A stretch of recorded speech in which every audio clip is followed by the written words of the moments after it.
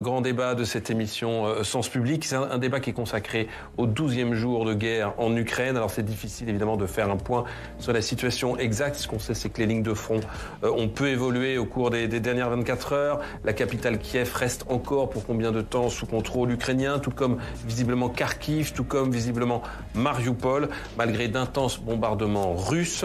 Et en même temps, on sait que s'ouvre de nouveau pour parler, qu'il y a eu cette proposition de corridor. On va faire le point sur tous ces enjeux, bien évidemment, pendant cette dernière partie de notre émission. Mais tout de suite, le point sur cette journée de guerre par Quentin Calmet.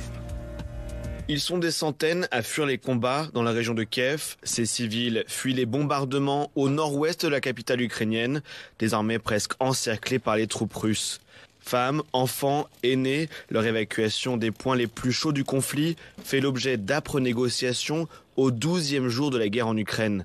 Des pourparlers ont repris entre négociateurs russes et ukrainiens, les troisièmes du genre, avec pour objet central la question des couloirs humanitaires. La Russie propose depuis ce matin de créer des corridors autour de 4 villes parmi les plus durement touchées par les combats. Certains de ces couloirs mènent vers la Biélorussie ainsi que vers la Russie. Cette proposition a été sèchement refusée par les autorités ukrainiennes et également dénoncée ce midi par le chef de l'État. Les couloirs humanitaires, soyons clairs, c'est la possibilité de faire sortir ces femmes et ces hommes. La Russie plaide pour faire des couloirs humanitaires vers la Russie. Je ne connais pas beaucoup d'Ukrainiens qui ont envie d'aller se réfugier en Russie. C'est une hypocrisie. Et donc c'est un artefact de communication que je réprouve. Et les associations qui font un travail formidable, Acted, pour en citer une, mais la Croix-Rouge internationale et tant d'autres, vous diront que les couloirs humanitaires ne sont pas forcément les solutions qu'elles préfèrent. De son côté, dans un nouveau message diffusé aujourd'hui, Volodymyr Zelensky a appelé les Occidentaux à prendre de nouvelles sanctions envers la Russie, comme avec le boycott du pétrole russe. Si l'invasion se poursuit et que la Russie n'abandonne pas ses plans contre l'Ukraine, alors une nouvelle série de sanctions est nécessaire, de nouvelles sanctions contre la guerre et pour la paix. Cet après-midi justement, Joe Biden s'est entretenu avec ses homologues français, allemands et britanniques afin de discuter d'une nouvelle salve de sanctions envers la Russie. Alors, pour débattre de la situation en Ukraine ce soir, j'accueille Sylvie Matelli. Bonsoir, vous êtes économiste, directrice adjointe de l'IRIS. Alors, je précise à nos téléspectateurs que c'est l'Institut de Relations internationales et stratégiques. À vos côtés, Christian Macarian. Bonsoir, Christian. Bonsoir, journaliste Mathieu. au Point, à Radio Notre-Dame, spécialiste des questions internationales. Kevin Limonier, vous êtes maître de conférence à l'Institut français de géopolitique et spécialiste du cyberespace russophone. Bonsoir. Bonsoir. Et puis j'accueille aussi par écran interposé Frédéric Charillon. Vous êtes professeur de relations internationales à l'université Clermont-Auvergne et à l'ESSEC. Vous venez de publier Guerre d'influence, les États à la conquête des esprits. Et puis bien sûr, Laetitia Krupa qui reste avec nous jusqu'à la fin de cette émission. Alors on va aborder la question bien sûr des sanctions, on va aborder la question des corridors humanitaires, celle de la guerre de communication, on suit ce que veut Vladimir Poutine. Mais avant, j'aimerais quand même qu'on essaie de faire un point sur la situation. Je le disais tout à l'heure, nous sommes au 12e jour de guerre et Kiev, Kharkiv sont toujours ukrainiennes. Est-ce que c'est une surprise pour vous, Christian Macarian ? Alors, il ne faut pas faire les malins aujourd'hui où on voit les choses rétrospectivement. Le début a surpris tout le monde parce qu'on s'attendait éventuellement à une guerre limitée, mais pas à une guerre totale. La surprise, elle est là. Et au bout d'une dizaine de jours, on a vu clairement, quand on regarde la carte de l'Ukraine, une mâchoire de crocodile s'installer avec un maxillaire au sud tout le long de la mer d'Azov et maintenant jusqu'à Odessa, c'est-à-dire à la frontière de la Moldavie, donc évidemment danger pour la Moldavie. Et puis au nord, une mâchoire qui part du Donbass, qui inclut Kharkiv et qui rejoint... Côté biélorusse. C'est ça, Kiev.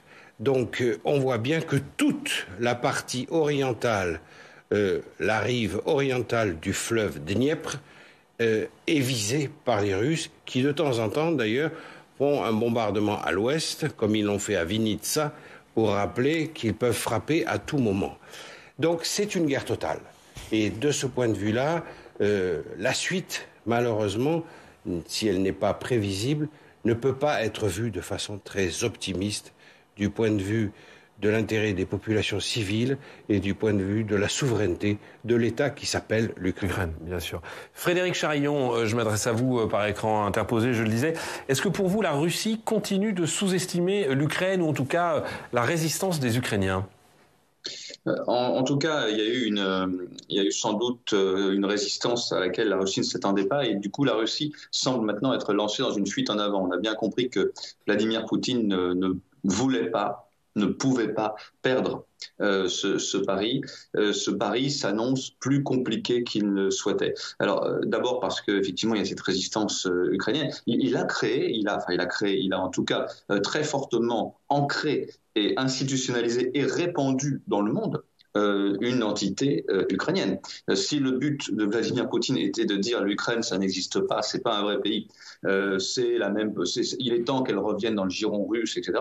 C'est le moins qu'on puisse dire, c'est que c'est raté. Peut-être a-t-il aussi sous-estimé d'ailleurs les réactions internationales et peut-être des réactions notamment occidentales. Ce qui est tout à fait étonnant aujourd'hui, c'est que il a commencé en disant notre intention n'est pas d'envahir l'Ukraine. Il a envahi l'Ukraine. Ensuite, nous sommes un seul peuple. Or, aujourd'hui, c'est ce peuple qui est visé. Les Nations Unies ont décompté plusieurs centaines de morts, dont plusieurs enfants aujourd'hui. Et il avait promis de ne pas s'en prendre aux civils. Il s'en prend aux civils. Donc ça pose un double problème. D'abord celui de la parole du pouvoir russe aujourd'hui dans toute négociation. Et puis ça pose un deuxième problème qui est cette fuite en avant. C'est-à-dire qu'on a l'impression que plus la Russie sera isolée sur le plan diplomatique et sur le plan économique, plus il lui restera la force et la fuite en avant dans la force pour tenter le fait accompli sur le terrain. Et on a bien vu que dans ce type de situation, les vies humaines n'allaient pas compter beaucoup. Et plus ça dure, d'une certaine façon, Kevin Lemonnier, plus ce conflit dure, plus la situation à l'avenir, et même si la Russie mettait la main sur l'Ukraine, promet d'être compliqué parce qu'il faudra occuper ce pays. On ne pourra pas se contenter de mettre en place un régime fantoche. Il faudra l'occuper militairement pour venir à bout des résistances de la population. Oui, absolument. Même si le rouleau compresseur russe finit par passer, pour reprendre les mots du chef d'état-major français, les mots qu'il a utilisés, je crois, hier dans une interview au Monde, et ce rouleau compresseur russe pourrait finir par passer. On voit que les Ukrainiens perdent du terrain, même si de manière beaucoup plus lente que ce qu'on aurait pu imaginer au départ. Il y aura ensuite une situation insurrectionnelle de manière assez évidente. On voit que les Américains sont déjà en train de préparer l'éventualité d'un gouvernement ukrainien en exil.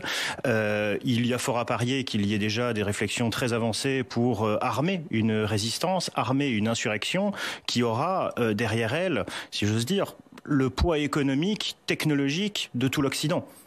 Alors que la Russie, elle, finira cette conquête complètement épuisée, avec une armée qui, on le voit, a été complètement laminée de manière complètement inattendue par l'Ukraine. Sylvie Matelli, toujours sur cette première douzaine de jours de guerre, est-ce que vous diriez que les sanctions mises en place ont perturbé les plans du Kremlin dans sa volonté d'une guerre rapide ? Complètement. Et surtout, alors, est-ce qu'elles l'ont perturbé dans sa volonté d'une guerre rapide ? C'est difficile à dire. Simplement, je pense que Vladimir Poutine, et c'est ce que disait Frédéric Charillon, ne s'attendait pas à une réaction internationale aussi rapide et aussi coordonnée. Il était déjà habitué aux sanctions et rappelez-vous, il y a une dizaine de jours, on pensait qu'il avait tous les moyens pour limiter l'impact des sanctions parce que déjà habitué, parce que avait déjà mis en place depuis 2014 un certain nombre, tout à fait, depuis la Crimée, un certain nombre d'instruments qui lui permettraient de contourner ces sanctions. On se rend compte qu'en fait, il n'en est absolument rien. Pour vous donner juste un chiffre des conséquences économiques de ces sanctions aujourd'hui, en 2014, pour acheter $1, il vous fallait entre 30 et 40 roubles. Aujourd'hui, on est à 140 roubles. Donc c'est énormissime. Et l'autre contrepartie... Mais dans l'exécution de son plan de l'invasion de l'Ukraine, vous pensez que les sanctions lui ont porté tort, lui ont causé tort ? Non, pas directement dans son plan, mais par contre, c'est vrai qu'elle l'oblige aujourd'hui à penser différemment la suite du conflit. Alors avec deux choses qui se télescopent en fait, l'impact des sanctions immédiates sur le rouble et la valeur du rouble, et il est obligé de réagir à ça. Et puis d'un autre côté, des sanctions qui n'ont pas encore touché le gaz et le pétrole, et on voit que c'est bien la limite, parce que c'est la IEA qui la semaine dernière estimait que depuis un mois, grâce à l'augmentation du prix du pétrole, la Russie gagnait $100 millions. L'État russe gagnait $100 millions par jour, rien que sur ses exportations à destination de l'Europe et de l'Union européenne. Donc on voit que... Ce qu'elle perd en parité de cours, rouble-dollar, elle le regagne. Alors pas complètement, parce qu'on voit quand même un président russe aujourd'hui qui prend des mesures assez drastiques.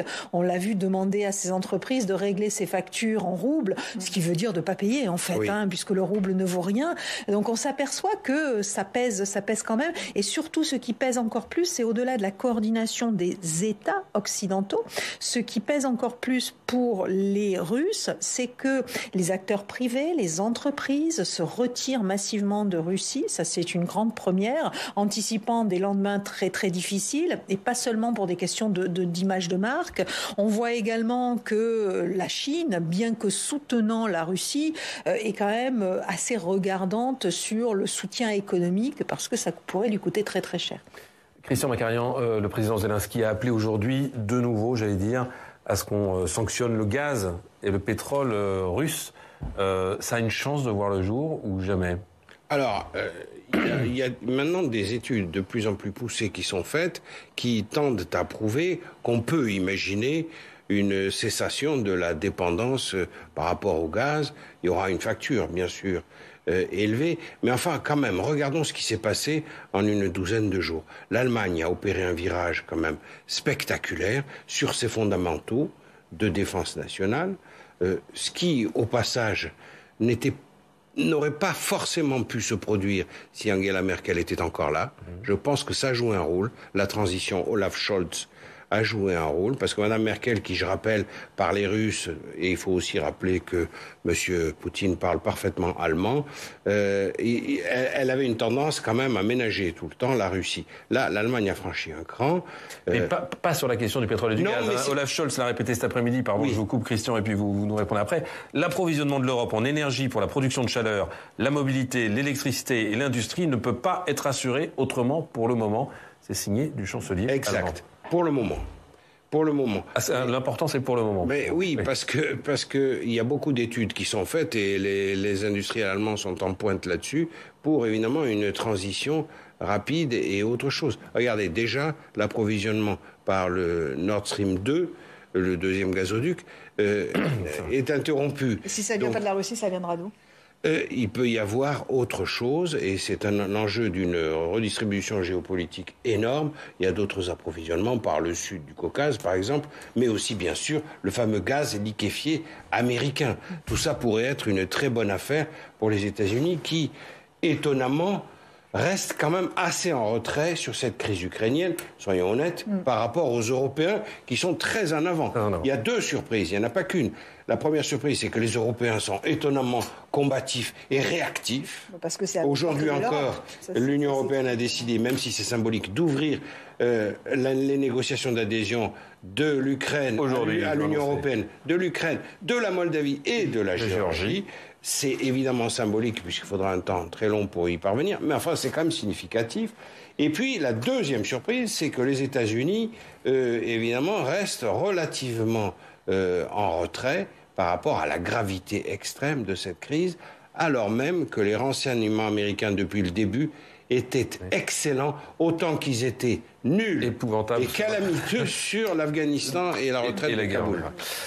Sylvie Matelli, est-ce qu'il reste des sanctions à prendre dans la besace, j'allais dire, des Occidentaux, au-delà de cette question du pétrole et du gaz? Est-ce qu'il y a encore des choses qu'on peut cranter pour faire plier, tenter de faire plier la Russie? Très clairement, je vais citer qu'un exemple, le système SWIFT qui ne sanctionne à ce jour que cette banque et pas les principales. Donc on s'aperçoit qu'on a protégé par tous les moyens le pétrole et le gaz, et ça va très très loin, y compris sur le choix des sanctions financières et autres. Je pense qu'on arrive quand même au bout de la logique et qu'il va falloir aller plus loin. Alors par de nouvelles sanctions sur le pétrole ou par des sanctions sur le pétrole et le gaz, j'en sais rien, mais il va falloir aller plus loin. Et pour rebondir sur ce que vous venez de dire, moi je pense que les États-Unis, Joe Biden, l'administration Biden s'est pris 2 claques en arrivant au pouvoir. La première, ça a été l'atteinte à la démocratie. Et finalement, la prise de conscience que la démocratie était fragile aux États-Unis et que 4 ans de Donald Trump avaient fait beaucoup de mal. Donc et ça, des sur le Capitole. Tout à fait. Et ça explique beaucoup de choses. Et la deuxième chose qu'on est en train de réaliser, c'est la perte de confiance et de crédit dont disposaient les États-Unis après 20 ans d'erreurs stratégiques majeures et de mensonges, il faut le dire. Moi, je me souviens que sur la question des armes de destruction sur les massive renseignements américains, sur les renseignements dont disposaient les Américains qui se sont avérés extrêmement justes.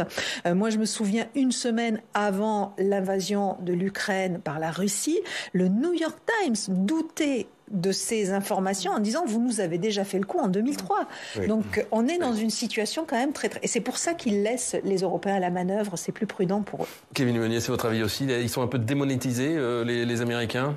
Moi je suis parfaitement d'accord sur le fait que le coup de la fiole d'armes d'armes chimiques en 2003 a laissé des traces. Et d'ailleurs, on voit aujourd'hui que les Russes sont en train de forger des faux narratifs qui se basent sur cet imaginaire, puisque nous avons découvert avec mon équipe il y a par exemple 3 jours que le compte Telegram de la centrale nucléaire de Zaporizhzhia, donc qui a été prise par les Russes il y a peu de temps, avait commencé à émettre des messages en russe, déjà remerciant les Russes d'arriver pour libérer la centrale, etc., et de dire nous avons des preuves que que les Ukrainiens sont en train de construire une arme nucléaire. Pardon Kevin Meunier, mais est-ce que c'est pas dans la grande tradition autrefois soviétique d'inventer que des partis frères avaient appelé, que des mouvements accueillaient les soldats qui venaient libérer le pays? C'est vrai, mais ce qui est frappant, c'est que le narratif ukrainien est considérablement supérieur. On va y venir, avec une incarnation. Parce que justement, regardez les deux incarnations. Dans un cas, on a Volodymyr Zelensky. Dans l'autre cas, on a Vladimir Poutine. De bad guy, ça se passe de commentaires.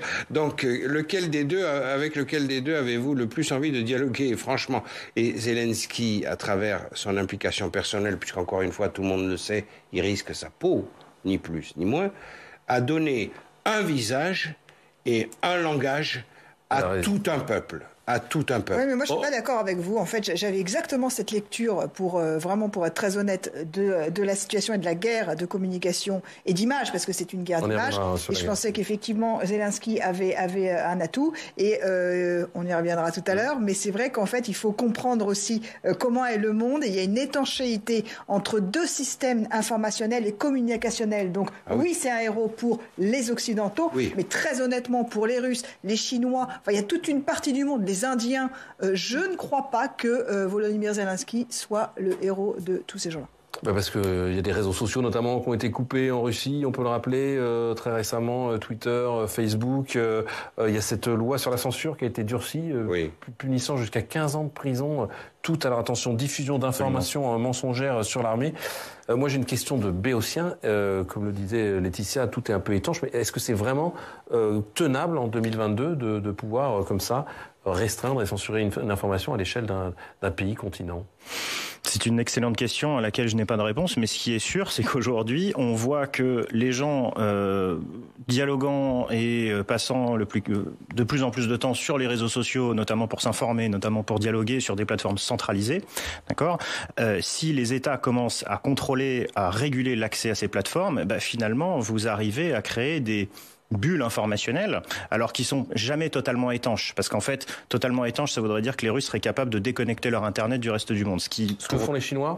Alors non, les Chinois ne déconnectent pas leur Internet. Les Chinois ont des portes d'entrée et de sortie très précises que les Russes rêvent de faire depuis 3 ans. Mais ils n'y arrivent pas parce qu'ils ont pouvoir débrancher, mettre sur on ou off. Voilà, mais ils ont un des réseaux en fait les plus, pardonnez-moi l'expression, mais des plus bordéliques du monde, parce qu'il a été créé dans les années 90 dans des conditions extrêmement chaotiques, ce qui fait qu'il y a difficilement contrôlable au niveau infrastructurel et au niveau du flux de données. Mais par contre, sur la question des plateformes, on voit que depuis une semaine, le gouvernement russe est clairement en train d'organiser un véritable blackout informationnel, puisque les dernières voix d'opposition qui étaient par exemple la radio Echa Moskvy, qui est la radio Écho de Moscou, qui existe depuis 91, Docht, la télévision d'opposition qui émet depuis de nombreuses années, ont été fermées. Il n'y a aujourd'hui plus en Russie aucune voix pour porter un discours, j'aime pas le mot, mais alternatif à celui qui est... Le journal Novaya Gazeta Novaya Gazeta. Enfin bon, bref, aujourd'hui c'est devenu très très compliqué. On voit que les journalistes occidentaux quittent en masse la Russie, tout simplement parce que exercer leur métier devient très compliqué. Frédéric Charillon, est-ce qu'en perdant cette guerre de la communication, la Russie n'a pas perdu une guerre d'influence pour les 10, 20, 30 années à venir? Alors, à la fois, je partage ce constat et je partage aussi ce qui vient d'être dit à l'instant, c'est-à-dire, attention, il n'y a pas que l'Occident. Alors, d'abord, oui, je m'étais un peu penché sur cette question en faisant cet ouvrage que vous avez eu la gentillesse de mentionner, c'est-à-dire que Vladimir Poutine a construit pendant pratiquement 20 ans, depuis qu'il est arrivé au pouvoir, un instrument d'influence. Il a mis beaucoup de moyens sur la table pour ça, des médias qui ont été fermés d'ailleurs récemment, mais aussi des relais. Il a repris pied dans de vieux réseaux en Europe centrale, en Europe balkanique et également ailleurs. Et ça lui réussissait plutôt pas mal. Il avait trouvé des relais, il avait trouvé des soutiens. Regardons même dans notre campagne électorale en France la difficulté qu'ont ses principaux soutiens à rétropédaler aujourd'hui, sans d'ailleurs le faire totalement. Donc ça prouve que cette politique d'influence, elle avait porté ses fruits. Et voilà qu'il sacrifie tout ça d'un coup, pratiquement, en tout cas dans le monde occidental, pour passer de la guerre d'influence à la guerre tout court. En réalité, ce qui lui vaut la fermeture de ses médias, ce qui vaut une grande difficulté à ses soutiens, etc., etc. Donc, de ce point de vue-là, il a renoncé en quelque sorte à un type d'influence, en tout cas dans le monde occidental. Ça ne veut pas dire qu'il a totalement perdu cette guerre d'influence, d'abord parce qu'on le voit, il garde ses soutiens quand même, et puis toute la rhétorique de Vladimir Poutine aujourd'hui, c'est celle d'un monde post-occidental. Oui. Il est rejoint en cela par la Chine.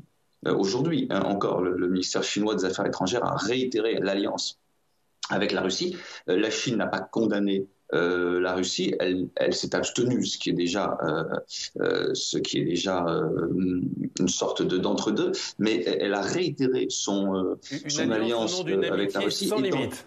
Une alliance au nom d'une amitié sans limite. Une amitié sans limite de la Chine. Oui. Parenthèse là-dessus, la grande question qu'on se pose aujourd'hui, c'est quand les Chinois ont affiché cela à l'ouverture des Jeux Olympiques aux côtés de Vladimir Poutine il y a quelques semaines, est-ce qu'ils savaient, est-ce qu'ils étaient tenus informés par Vladimir Poutine qu'il se passerait des choses comme ça en Ukraine? C'est la question qu'on peut se poser aujourd'hui. Mais en tout cas, ils sont partis sur une rhétorique d'un monde post-occidental, avec une animosité très forte vis-à-vis du monde occidental. Et donc aujourd'hui, ce n'est plus le public occidental que l'on cherche à convaincre dans cette guerre d'influence. On cherche à conserver le soutien de certains pays du Sud, ou en tout cas la neutralité de certains pays du Sud, et puis le soutien de cette alliance russo-chinoise. Alors, et pour finir sur cette question de l'influence, la grande question qui se pose aujourd'hui, c'est pourquoi Vladimir Poutine a-t-il, après 20 ans, de construction de réseaux d'influence un peu partout dans le monde, qui obtenait quand même certains succès, prend-il le risque aujourd'hui d'isoler d'une part la Russie de tout le monde occidental? Ça, on peut le comprendre si sa rhétorique est anti-occidentale, mais pourquoi aussi prend-il le risque de mettre totalement le pays entre les mains de la Chine? Parce que plus les sanctions occidentales vont se resserrer, plus c'est la Chine qui pourra pallier à tout cela, et il met son pays entre les mains de la Chine, ce qui est tout de même étonnant. Alors, on finira notre émission en répondant précisément à ces questions qui sont évidemment très intéressantes, mais j'aimerais juste qu'on fasse quand même un point sur la question du jour, le terme du jour, celui de corridor humanitaire, annoncé par l'agence TASS, évidemment proche du Kremlin ce matin, l'ouverture par la Russie de corridors humanitaires, une annonce qui a surpris tout le monde, beaucoup de monde. Et on va, avant d'interpréter ce geste, si c'en est un, on va d'abord expliquer à nos téléspectateurs de quoi il s'agit avec Steve Jourdain. Rebonjour Steve. Alors qu'est-ce qu'un couloir? Comment ça se définit? C'est quoi un couloir humanitaire? Très concrètement, c'est une zone isolée des combats qui permet précisément d'évacuer des civils. C'est une zone isolée des combats qui permet d'acheminer, de faire passer du matériel médical et des vivres vers les populations. Juridiquement, le couloir humanitaire, c'est une obligation au regard du droit international humanitaire. C'est dans la Convention de Genève, c'est dans l'article 23. L'article 23 qui stipule la chose suivante: chaque partie accordera le libre passage de tout envoi de médicaments et de matériel sanitaire et des vivres indispensables, de vêtements et fortifiants, même, et c'est important, même à la population ennemie, Mathieu. Mais alors là, en l'occurrence, les couloirs humanitaires proposés par les Russes ne respectent pas tous les critères du droit international. Non, parce que pour qu'il y ait couloir humanitaire, il faut au moins deux choses. Il faut un cessez-le-feu dans la zone concernée, un cessez-le-feu tout au long du parcours. Il faut aussi un accord entre les belligérants. Ces conditions ne sont pour leur part pas respecté puisque les 6 couloirs humanitaires qui ont été proposés par les Russes ont été mis en place de manière unilatérale, décrétés côté russe sans l'accord des autorités ukrainiennes. Cet accord entre les parties est indispensable, Mathieu. Il est mentionné aussi dans la Convention de Genève. C'est à l'article 17. Les parties au conflit s'efforceront de conclure des arrangements locaux pour l'évacuation d'une zone assiégée ou encerclée. On comprend mieux, Mathieu, pourquoi les Ukrainiens ont vu dans ces corridors humanitaires un piège tendu par Moscou. Il y a des enjeux très concrets, des enjeux de vie et de mort pour les civils, mais il y a aussi beaucoup d'enjeux de communication, vous l'évoquiez tout à l'heure. Alors juste au moment où on se parle, et alors que s'achève le 3e round de négociations russo-ukrainiennes au Bélarus, le négociateur ukrainien, on n'a pas encore de détails, mais fait part de petits progrès sur ces couloirs humanitaires. Christian Macarian, à quoi joue Vladimir Poutine sur ces couloirs humanitaires et est-ce qu'ils fonctionneront dans les deux sens? Parce qu'on a aussi appris qu'en fait, beaucoup débouchaient en Russie, précisément un endroit où n'ont pas envie de se retrouver les réfugiés ukrainiens. Alors, il joue à semer le trouble chez l'adversaire et à fracturer le camp occidental et accessoirement à ridiculiser le chef d'État français, Emmanuel Macron, qui d'ailleurs a réagi très vivement parce que M. Poutine s'inspire directement de ce qui s'est passé en Syrie. Et c'est véritablement effrayant. En Syrie, dans le siège d'Alep, il y a eu des couloirs humanitaires. Mais qu'est-ce que signifie un couloir humanitaire pour les Russes? Absolument pas la même chose que pour nous. Pour les Russes, un couloir humanitaire, ça signifie évacuer le maximum de population civile avec un délai, afin que le jour dit où cesse l'évacuation, on puisse considérer tous ceux qui restent dans la ville comme des combattants, et donc à ce titre, le bombardement intensif soit autorisé, puisque on aurait conditionnel autoriser les civils à fuir justement par le couloir humanitaire précédent. Donc c'est une façon de s'en laver les mains. Donc c'est une façon de ravager le terrain et de s'emparer de tout. Ça c'est le premier point. Et deuxièmement, effectivement, les Russes ont proposé aux Ukrainiens d'aller vers la Biélorussie ou vers la Russie. Vous imaginez le rêve, donc même pour des gens totalement désespérés et écrasés sous les bombes, c'est inacceptable, invivable. Quant à l'évacuation vers la Pologne, elle est possible, les trains fonctionnent encore.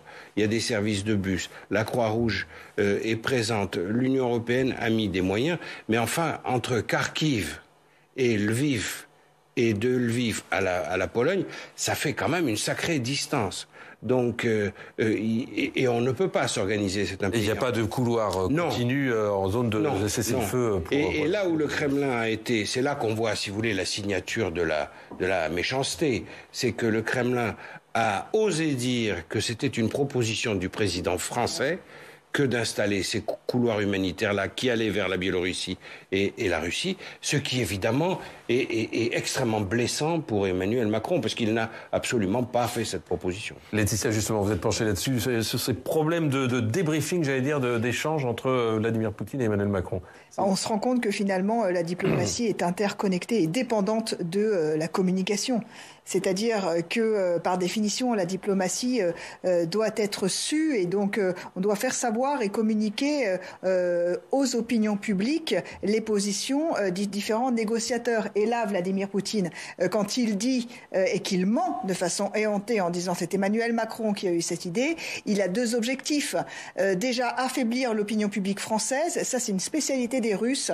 Ils envoient, ils diffusent des fake news, notamment, ou alors des vrais news, notamment la photo de François Fillon, vous savez, au COMEX, là, dans son entreprise avec le drapeau français. Ce sont les Russes qui ont diffusé cette image. Pour objectif, ils avaient la défiance encore plus grande des Français vis-à-vis de leurs dirigeants politiques. C'est exactement le même objectif qu'ils ont quand ils envoient ce mensonge. Alors là, ça part carrément. Là, l'Élysée a réagi vivement. Et là, l'Élysée, bien sûr, réagit parce que c'est une guerre de communication entre les opinions publiques. L'Élysée réagit pourquoi pour essayer de solidifier l'opinion publique française et occidentale et européenne. Mais maintenant, ils se sont fait avoir une fois le camouflet de cet échange et de la rencontre promise entre Joe Biden et Vladimir Poutine, qui finalement, dans la nuit, est démenti. Et pire, enfin, je veux dire, 2 jours, 3 jours après, on a la guerre.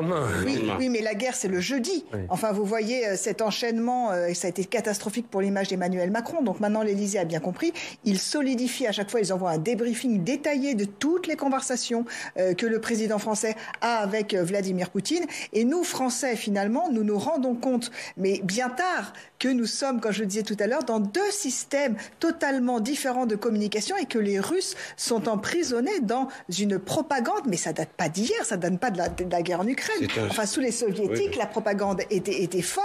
En Chine également. Et j'ai l'impression qu'on est sidéré par la façon dont fonctionnent les Russes, mais il faut bien comprendre que sans cette guerre informationnelle, encore une fois, tous les démentis de l'Élysée, très honnêtement, ne passeront pas cette frontière étanche. C'est un sujet très profond pour Emmanuel Macron. C'est à se demander s'il faut continuer à jouer ce rôle d'intermédiaire, puisque les pays totalitaires, en particulier de l'héritage soviétique, frappent d'abord les gentils, et puis ils préfèrent discuter avec des méchants. Donc nous, la France, nous sommes dans le rôle du médiateur profondément gentil qui veut éviter le carnage humain et humanitaire. Et c'est là que les Russes frappent le plus. À la limite, ils épargnent davantage les Américains. On écoute la réaction courroucée d'Emmanuel Macron. Et donc nous, ce qu'on dit simplement, c'est qu'il faut que les acteurs de l'humanitaire puissent intervenir, qu'il y ait donc des trêves complètes quand ils interviennent pour mettre en protection les femmes, les enfants, les hommes qui doivent être protégés et pouvoir les sortir de la zone de conflit. Donc c'est pas simplement des couloirs qui sont tout de suite menacés et c'est pas ce discours hypocrite qui consiste à dire on va aller protéger les gens pour les emmener en Russie. Tout ça n'est pas sérieux, c'est du cynisme moral et politique qui m'est insupportable.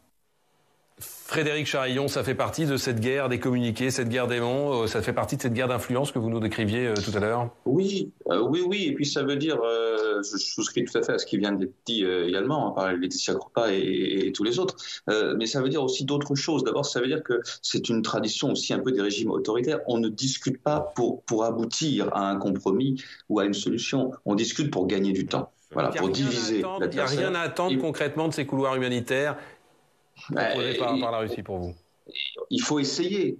Il faut essayer, bien sûr, d'obtenir des choses, mais on les obtiendra plus par le rapport de force, notamment économique et autres, que par l'attente d'un geste d'humanité de la part de Vladimir Poutine. On faisait tout à l'heure le parallèle avec la Syrie. Oui, c'est exact, on retrouve les mêmes méthodes. Donc, il ne faut pas attendre. Il faut partir, je crois, de leçons qu'on a apprises, ou si on ne les a pas apprises, c'est dommage. Mais la Russie ne discute pas pour faire du donnant-donnant, mais pour gagner du temps. 2, il ne faut pas s'attendre à ce que Vladimir Poutine ait envie de faire de cadeaux à Emmanuel Macron. Il sait très bien qu'il y a une élection en France, il sait très bien qu'Emmanuel Macron n'est pas le candidat qui lui est le plus favorable. Il n'a aucune envie de lui faire de cadeaux. Et puis, alors, effectivement, c'est très embêtant parce que ça veut dire que sur quelle base négocier à partir du moment où on a affaire à des propositions ou des actes qui sont démentis tout de suite après, y compris d'ailleurs dans les mains tendues où ça a été cité aussi, on dit oui, on veut bien discuter avec Biden, puis après non, on veut pas discuter.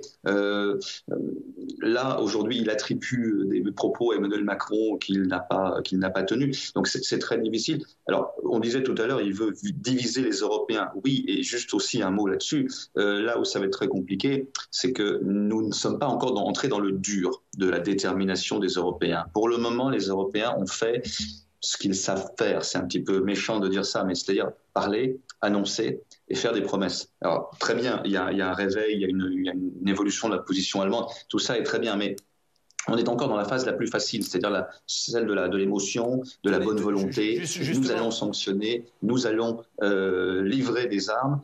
Il va falloir les acheminer, il va falloir aussi savoir le coût de ces sanctions pour nous. Et là, je pense que Vladimir Poutine continue de penser que les Européens seront faibles et divisés. Peut-être. Il y a une autre question que vont devoir affronter les Européens, c'est qui dit corridor humanitaire ou exil ou réfugié. En tout cas, voilà, dit qu'il y a un certain nombre d'Ukrainiens vont venir en Europe. Il y en a déjà 1,5 million visiblement qui auraient fui le pays, selon Joseph Borrell, le représentant de l'Union européenne pour les affaires étrangères. Il faut s'attendre à ce que l'Europe accueille 5 millions de réfugiés ukrainiens. Sylvie Matteli, est-ce que ça peut faire vaciller la belle unité qu'on a vue dans ces 12 premiers jours de guerre, avec cette unité affichée sur les sanctions, cette unité affichée sur la doctrine de défense ou militaire? Est-ce que cette question des réfugiés peut faire vaciller cet ensemble? Très certainement. Alors après, reste à voir si l'émotion perdurera ou pas. Mais il est clair que ça peut questionner. Il faut bien rappeler que la crise migratoire de 2015 est celle qui a entraîné le Brexit et la sortie du Royaume-Uni de l'Union européenne. Donc effectivement, c'est une fragilité des Européens que cette question migratoire. Et le contexte politique en Europe n'a pas changé au point de pouvoir se dire que les crises migratoires sont derrière nous et que les choses vont évoluer. Même si le regard est un peu différent, il faut bien le reconnaître, et on peut s'en désoler sur ces réfugiés ukrainiens, sur les réfugiés d'Afghanistan ou de Syrie. Et c'est toute l'incertitude, c'est qu'on a cette situation et ces divisions sur la question migratoire, qui plus est avec un nouveau chancelier à la tête de l'Allemagne. On n'est plus en présence d'Angela Merkel, donc avec aussi une nouvelle approche côté allemand. Et de l'autre côté, on a l'émotion, le fait que c'est une guerre aux portes de l'Europe et que finalement la perception des populations est différente par rapport à ce qu'elle était en 2015. Donc c'est très compliqué de savoir aujourd'hui ce qui va se passer. Christian Macarian, vous voulez réagir ? La question des réfugiés doit être vue aussi à l'aune de l'évolution du conflit. À ma connaissance, le seul cas où on a des masses telles de migrants chassés par une guerre, c'est le cas de la Syrie, avec 3,5, même 3,8 millions de Syriens qui vivent sur le sol de la Turquie. Et ça se passe pas toujours très bien, et la Turquie est impliquée fortement sur le terrain militaire syrien, contre la Russie d'ailleurs. Mais si on prend cette comparaison, c'est la seule dont on dispose. Il faut bien voir que si on arrive à 3 millions, voire plus, de réfugiés ukrainiens en Pologne, en Moldavie, en Roumanie, etc., on va avoir un problème qui est le suivant. Quelles seront les conditions dans lesquelles ces réfugiés qui avaient des logements, des emplois, une culture, des écoles, des villages, des papiers d'identité, pourront retourner chez eux alors que les Russes y seraient encore comme conquérants, ravageurs, entre guillemets. Ou occupants. Donc ça, comme occupants. Ça pose un problème énorme. Et c'est bien ça le calcul des Russes. Ce ne sont pas des migrants qui sont déracinés. Ce sont des victimes de la guerre provoquée par la Russie. Et là, c'est véritablement intentionnel. Ils ne pourront, ces millions d'Ukrainiens malheureux, retourner chez eux que lorsque des conditions d'une paix tolérable et supportable et vivable seront rétablies. Donc, c'est là que les Russes gardent les mains, si vous voulez, y compris sur ces pauvres gens déracinés, et c'est véritablement, à mon avis, très inquiétant. C'est plus comme ça que l'Union européenne va avoir des problèmes que sur la question de l'accueil. Kevin Imonier, c'est quoi le prochain coup de Vladimir Poutine pour vous ? Alors, je suis pas dans sa tête. Je n'aime pas faire ce qu'on appelle de la kremlinologie, c'est-à-dire une espèce de science un peu occulte qui consisterait à essayer de savoir ce qui se passe au Kremlin, parce qu'en fait, la vérité, c'est qu'on n'en sait pas grand-chose. Maintenant, on peut utiliser l'histoire et on peut utiliser le passé pour essayer de comprendre les erreurs du présent et pour essayer de comprendre finalement, quels vont être les prochains coups. Alors, j'en sais rien, mais déjà, on peut voir une chose très intéressante qui est que les Russes ont clairement mésestimé la puissance de leur armée, la réaction des Occidentaux. Bref, il y a un vrai problème là chez les Russes d'appréciation du contexte de la part des décideurs. Et hier, il y a eu un texte très intéressant, hier ou avant-hier, qui a été publié par un journaliste qu'il a obtenu d'un analyste du FSB, catastrophé, qui écrit et qui dit, qui est choqué par ce qui se passe. Et le type dit, en gros, nous, quand on nous a demandé de préparer cette invasion, cet exercice, on a cru que c'était encore une commande lambda de je sais pas qui, etc. Donc, on s'est pas embêté, on n'a pas voulu avoir de problème, on a fait le travail à minimum et on a envoyé vers le haut. Et ça, c'est très intéressant parce que c'est ce que un de mes collègues appelle le zèle des petits chefs, qui est quelque chose qui est très présent dans la culture bureaucratique russe, où finalement, c'est quelque chose qui existe depuis l'époque soviétique, qui vient de la bureaucratie soviétique et qui est, si vous voulez, l'idée de pas avoir trop de problèmes en faisant remonter des informations. Ça veut pas dire qu'on ment. Une culture d'exécution plutôt qu'une culture de réflexion. Exactement. Et ça veut pas dire qu'on ment. Ça veut dire qu'on va pas essayer d'avoir des problèmes avec le patron si jamais les choses vont pas bien. Bon, si vous faites ça à un échelon, 2 échelons, ça va. Mais si vous avez 10 échelons entre l'analyste, par exemple, et le Kremlin, vous imaginez bien que quand ça arrive à sur le bureau de Vladimir Poutine, ça n'a plus du tout la même tête que la réalité. Et ça, si ça intéresse les téléspectateurs, ils peuvent lire un livre qui date des années 80 d'un auteur soviétique qui s'appelle Alexandre Zinoviev. Le livre s'appelle Homo Sovieticus, et dans ce livre, il y a un chapitre qui s'appelle La culture du rapport, qui est très rigolo, où il explique justement comment est-ce que faire des rapports, c'est aussi surtout se débarrasser des problèmes. Et dans une bureaucratie qui reste extrêmement corrompue, comme l'est la Russie d'aujourd'hui, on comprend qu'il y a un problème de mécanisme là et qu'aujourd'hui, Poutine en paye le prix. Eh bien, merci beaucoup pour ce conseil de lecture. Je vous en donne un autre qui est le livre Guerre d'influence, les États à la conquête des esprits, le livre de Frédéric Charillon. Merci à tous. Merci à vous, Sylvie Matelli. Merci à vous, Christian Macarian. Merci à vous, Émilie Monnier. Merci à vous, Laetitia, d'avoir participé à ce débat.